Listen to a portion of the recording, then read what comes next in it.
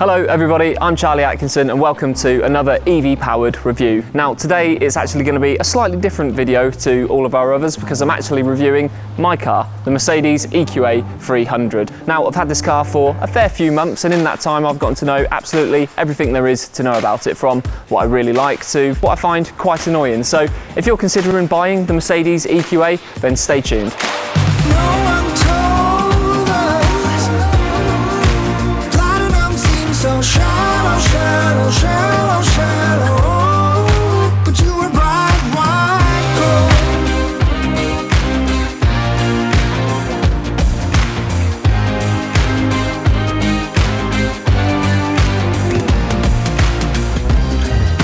So let's start by talking about how this car looks. Now, as you can probably guess by the name, the EQA is actually the electric equivalent to the Mercedes GLA, which is one of the smaller Mercedes models. And it's actually got a bit more size and a bit more presence to it than the Mercedes GLA, and that's for a couple of reasons.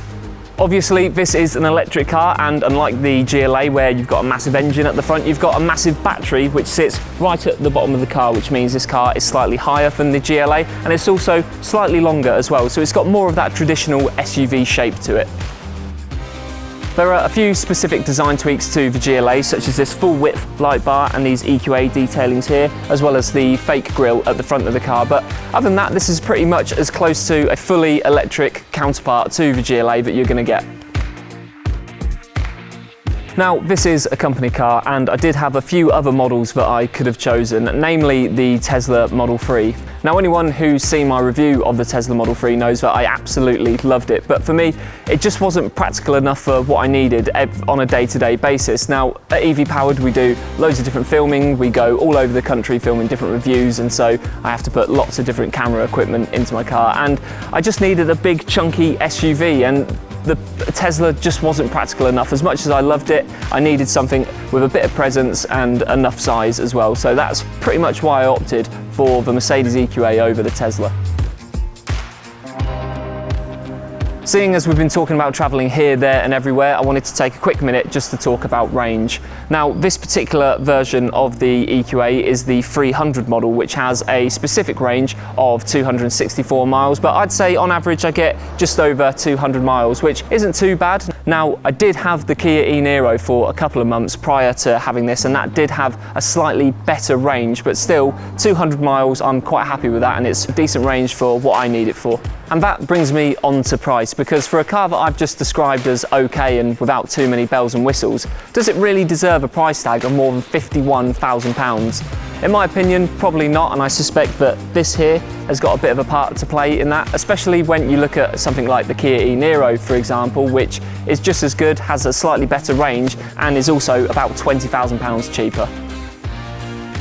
Now, when it comes to the inside of the Mercedes EQA, it's a bit of a mixed bag, but I'll start with some of the things that I do like about it, and especially these infotainment screens here now, which are touchscreen, and they're not the biggest of any electric car, but they get the job done, and you've got a nice big driver's display as well, which probably gives you more data and information than any other electric car I've driven.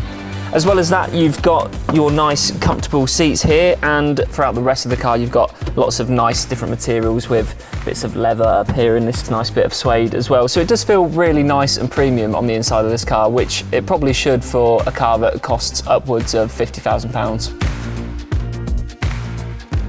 Let's talk about some of the things that annoy me, and there's a few really picky things here, and I know I'm being quite sort of pedantic with that, but just bear with me.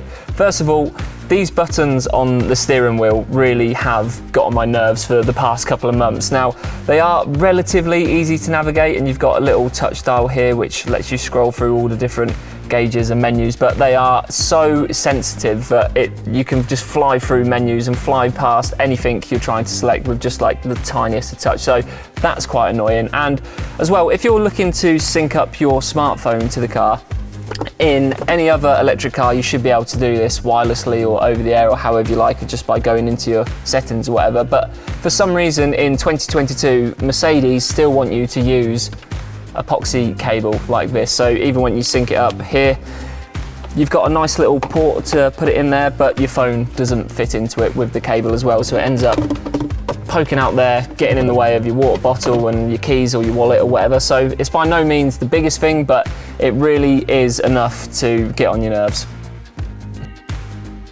Although you can control most of the settings in this car by using the infotainment screen, you do still have some physical buttons down here which control things like climate control, heated seats and other things like that. And you also have this center console area which has a few different operations, such as your different drive modes, your parking sensors, and you also have this weird little touch sensitive mouse thing which is really difficult to control. And to be honest, I've had this car for about 6 months now and I've used that probably twice. There's also plenty of storage within the car with nice big door bins down there, and as well, when your phone's not in the way, you've got nice little cup holders there. And as you'd expect from a car of this size, you've also got plenty of headroom and legroom in the back. But enough talking about the interior, it's time to go for a drive. Obviously, this is a great big chunky SUV, and so I knew it was never going to compete with the Tesla Model 3's performance, but still, for a car that does 0 to 60 in just 7.7 seconds and only has about 220 odd horsepower, it still does pack a punch and you can still chuck it around when you need to. In terms of being behind the wheel and actually driving this car, my favourite thing without doubt are the 3 different settings for regen braking, which you can activate using the flappy paddles behind your steering wheel here. Now, I know I've mentioned in other reviews that I actually like my regen braking to be quite severe so that I can get away with that one pedal driving that you want from an electric car, and that is the case in the Mercedes EQA.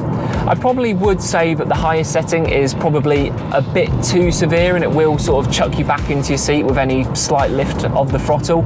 I drive around in the second setting, which is enough for one pedal driving and it's a bit more comfortable than that higher setting as well, but either the second or the first one is going to be enough to be able to give you that one pedal driving experience.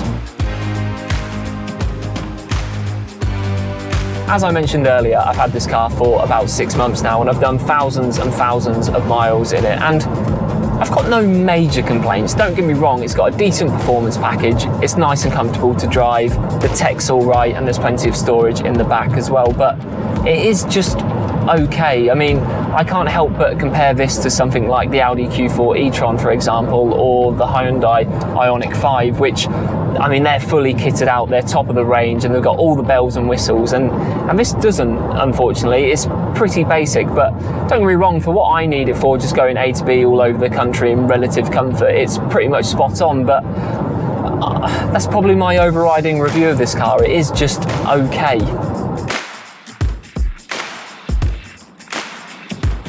Having lived with the Mercedes EQA for a number of months now, I've got to say that overall, I do quite like the car. It's not the best car I've ever driven, nor is it the sexiest or the most practical, but it ticks all the right boxes for me. And who knows, it might just tick all the boxes for you too.